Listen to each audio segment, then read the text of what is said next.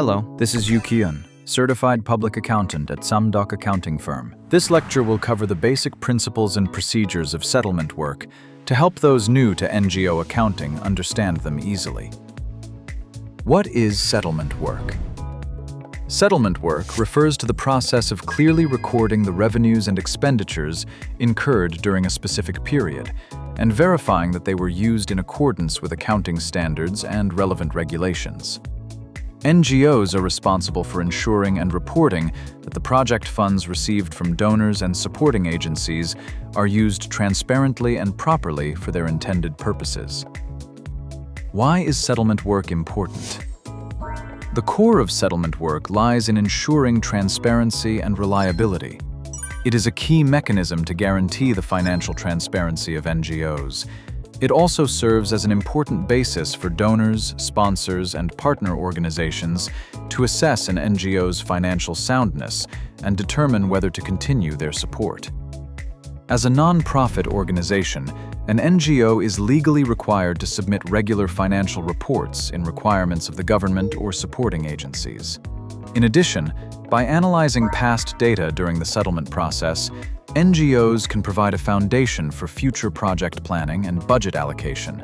This enables more effective project operations. Then, how is settlement work conducted in for-profit companies? What are the key differences between NGO settlement work and corporate settlement work? They differ in purpose, scope, reporting requirements, and accounting standards.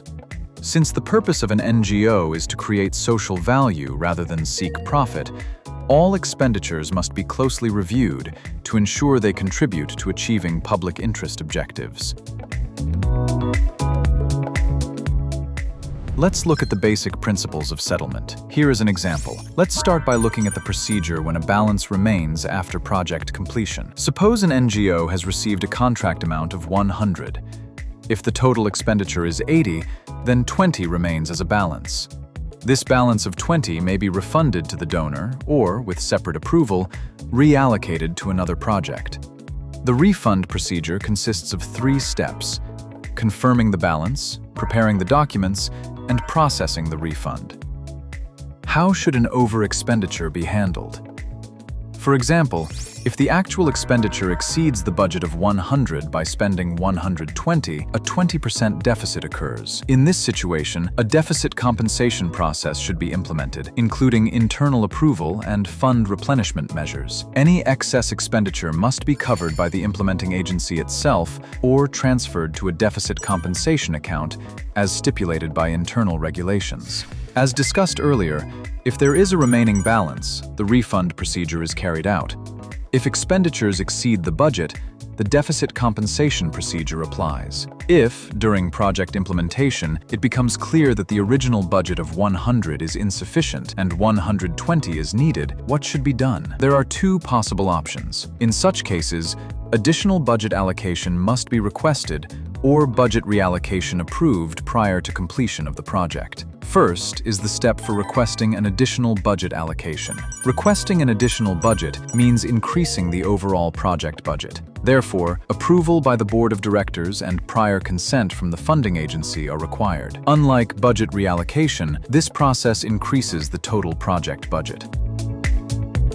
Next is the procedure for budget reallocation, which is the adjustment of funds between different budget categories. Budget reallocation means transferring funds from budget items with surplus balances to those that are underfunded within the same project. This is only allowed within the limit of the approved remaining balance and always requires prior approval.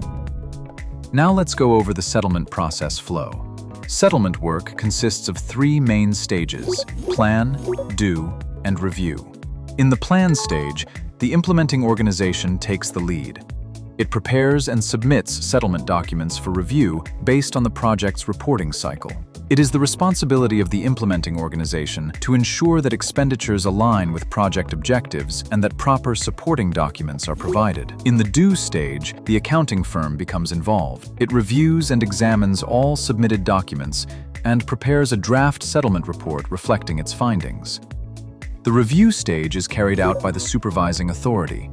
It reviews the draft, requests revisions or clarifications if necessary, and then issues final approval and refund instructions. If needed, final approval is granted after requesting corrections and resubmission. Next, let's look at the required documents and submission schedule for settlement work. The required and supplementary documents may vary depending on the settlement period. Be sure to check the detailed documentation requirements for each organization individually.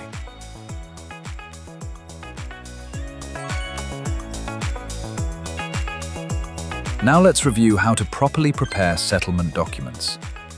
First, the basics of preparing settlement documents. All income-expense statements and payment ledgers must be prepared in a standardized Excel format provided by each institution. Then, each implementing organization must prepare its own set of documents. The payment ledger must record every expenditure by category from the project start date to the end date without omission. Next is the principle of non-modification. Once the payment ledger or income-expense statement is submitted, revisions are not allowed in principle. Second, key items and practical tips.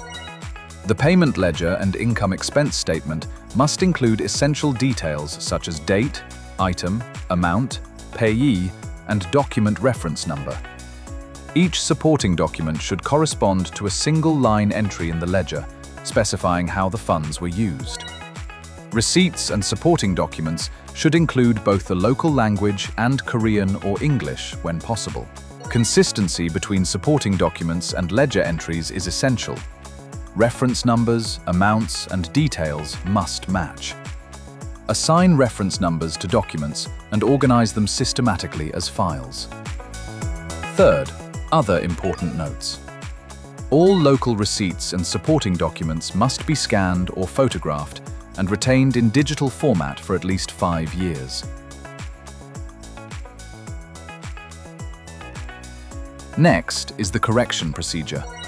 If an error is found, draw a single line through the incorrect entry and state the reason for correction.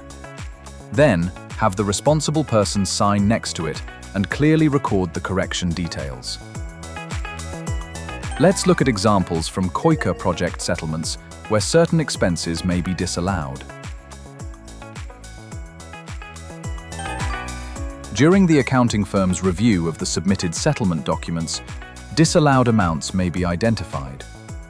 The partner organization may submit explanatory materials and request a reconsideration after a review. Disallowed amounts are finalized annually and included in the return of unspent project funds for that year.